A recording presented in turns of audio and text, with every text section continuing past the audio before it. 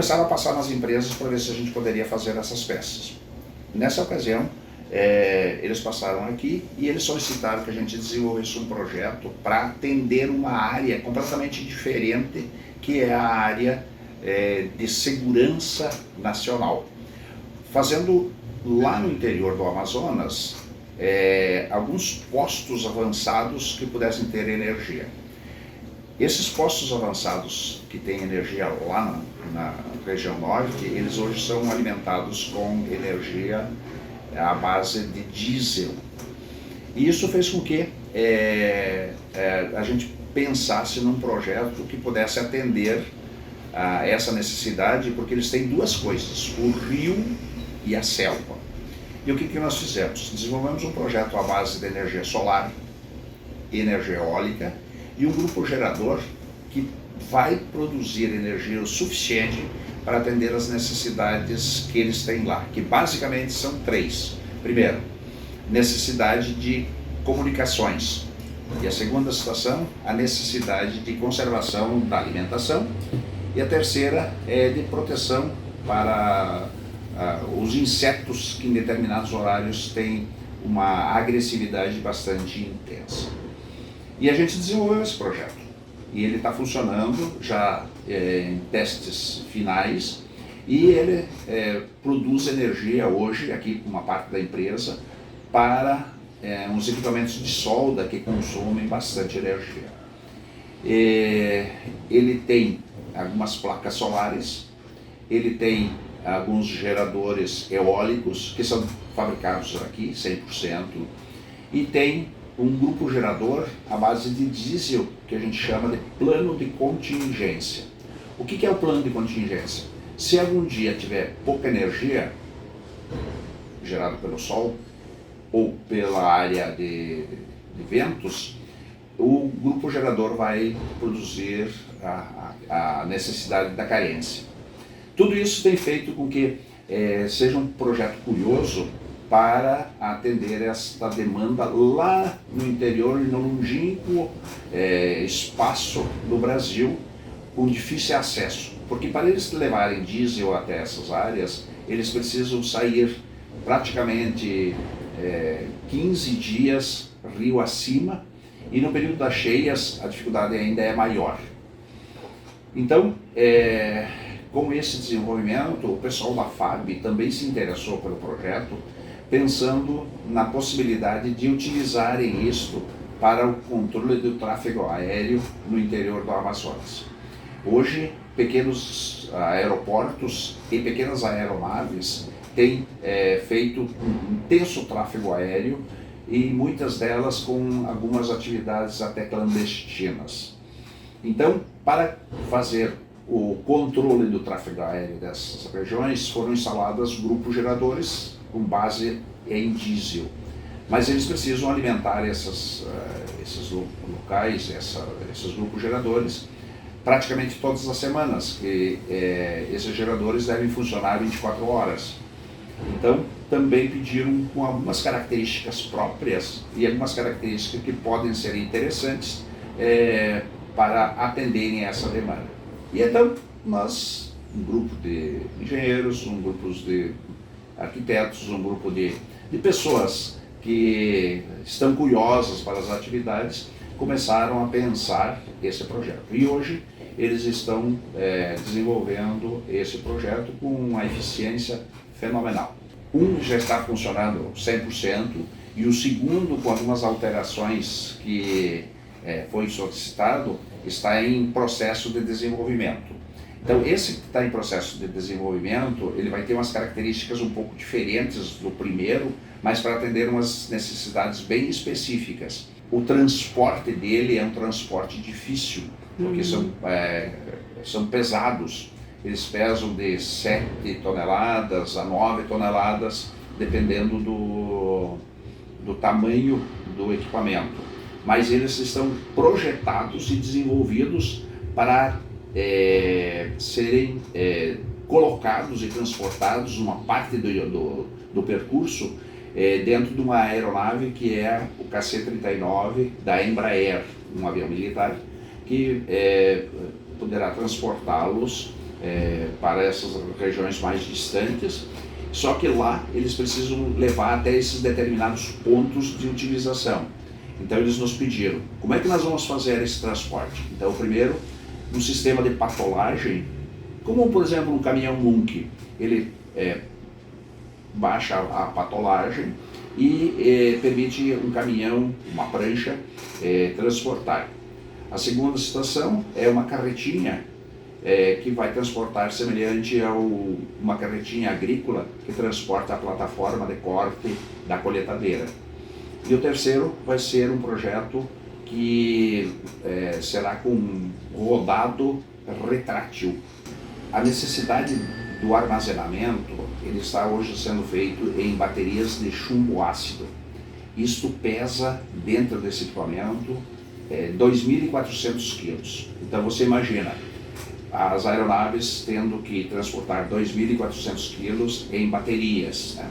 Então, está sendo desenvolvido hoje um projeto com nióbio e grafeno para se utilizar uma bateria mais leve e mais eficiente. Isso está em fases bem adiantadas e nós pretendemos brevemente estar com esses materiais também anexados a esse container. Hoje, nós estamos utilizando baterias de ácido chumbo, que tem dois problemas. Um é a vida útil, que é muito restrita. 2, 3 anos uma bateria dessa, ela tem a vida útil concluída. E a segunda situação é o descarte. Onde é que vai ser descartado esses restos dessas baterias? É um problema sério para a natureza.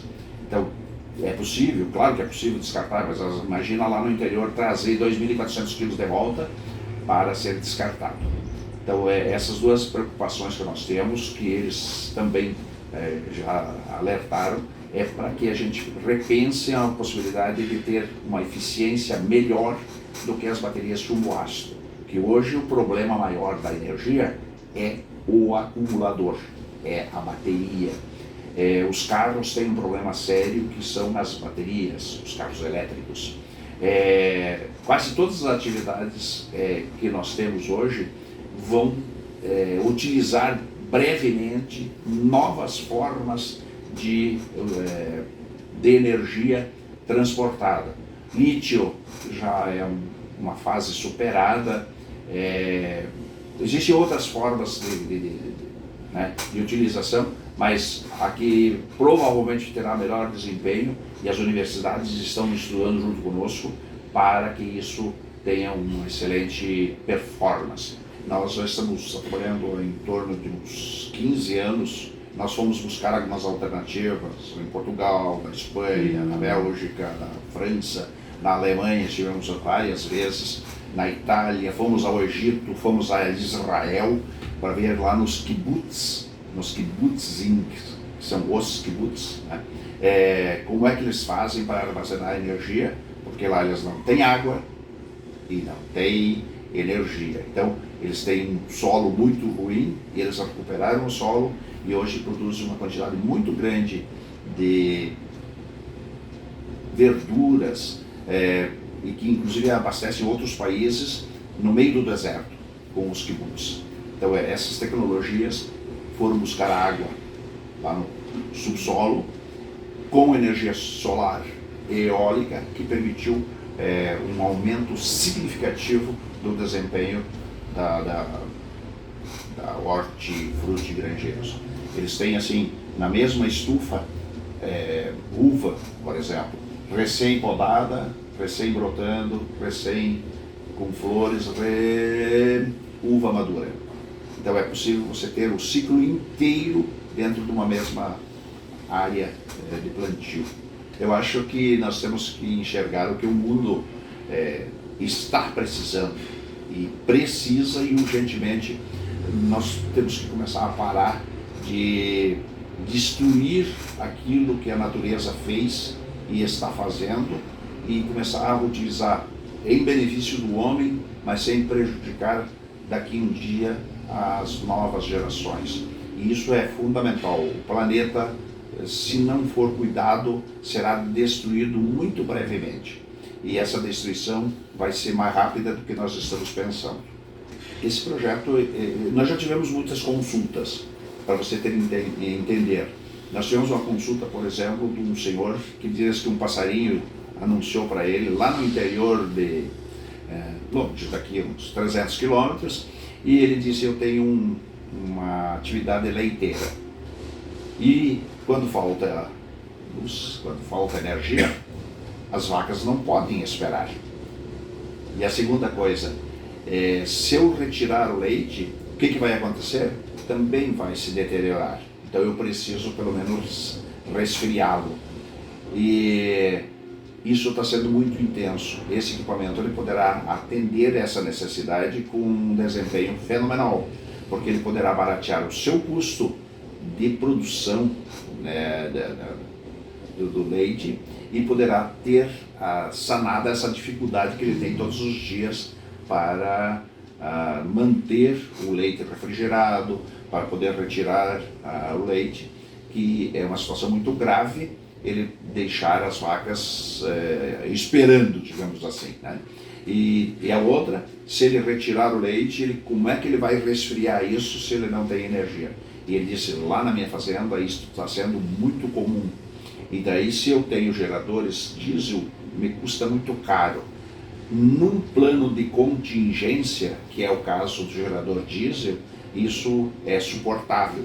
Mas, assim, ordinariamente, eu preciso de uma energia bem mais barata para, quando eu tiver uma energia mais cara, poder equacionar e ter um bom desempenho.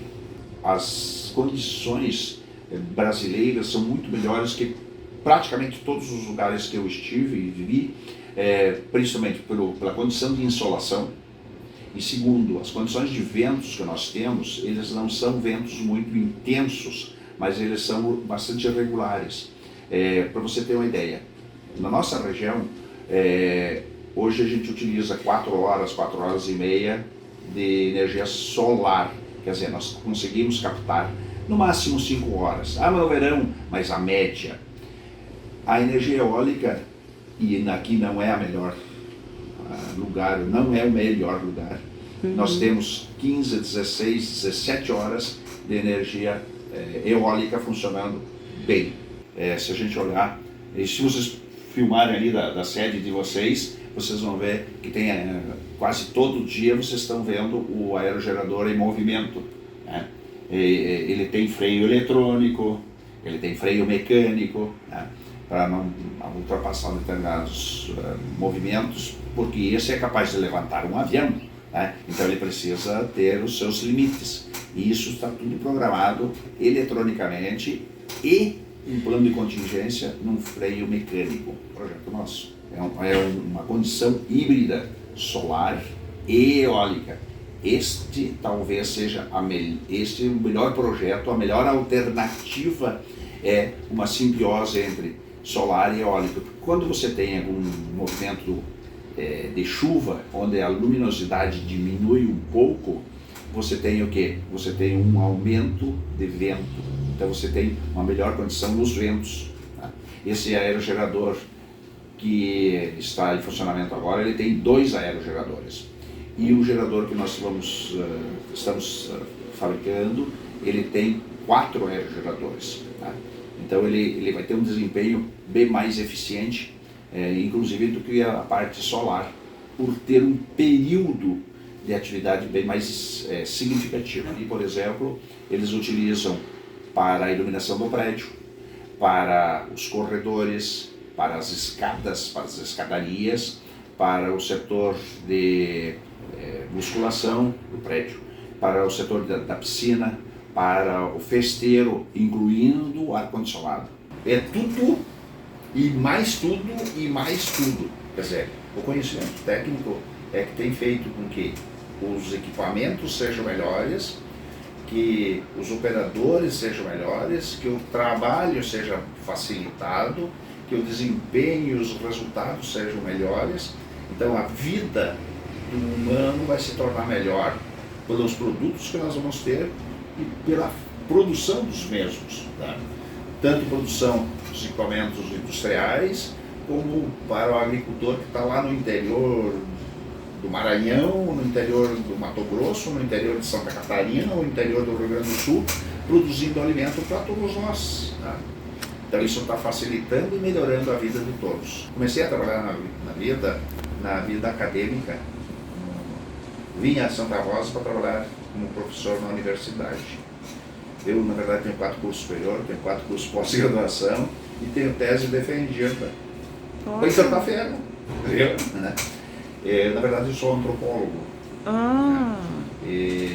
É uma forma de entender o mundo um pouquinho diferente. E isso me leva a ter uma empresa com uma visão técnica humanista. Então as pessoas ficam melhor, ficam mais satisfeitas porque é melhor. Para se fornecer para o Exército, precisa esse credencial, que o ministro faz é publicado no Diário Oficial essa situação. Entendeu? E essa situação vai permitir o primeiro acesso. Eu não sei quantas tem em Santa Rosa, no Rio Grande do Sul, não sei quantas empresas têm isso. Eu só sei que nós ficamos orgulhosos com isso, e muito orgulhosos, né?